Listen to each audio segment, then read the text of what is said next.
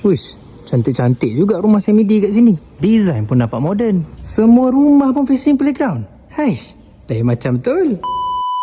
Inilah dia, rumah semi-D baru nak siap, berdekatan dengan Putrajaya. Imagine guys, semi-D 4 bilik, starting price 1 million. Why not? Semi-D kat sini ada 3 type, saiz 40-60 dalam 1 million, saiz 40-75 dalam 1.2 million, saiz 40-80 dalam 1.3 million. Dan yes, almost 99% unit sini semua facing playground. For today, kita tour type 40x80. Starting car porch, 2 kereta boleh muat, nice. Tanah tepi standard size 10 kaki, cuma ni corner unit lebih sikit.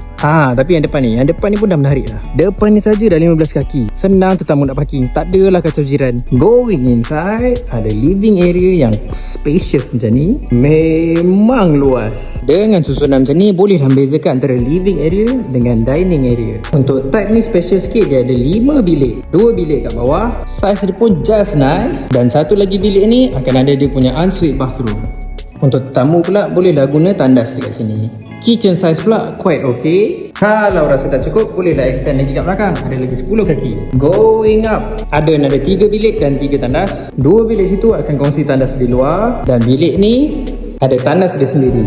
Size pun cantik. Cuma satu lagi ni besar sikit. Master bedroom memang special sikit. Dapat sliding door luas. Tandas pun include dengan bathtub. Dan balcony overlooking the playground.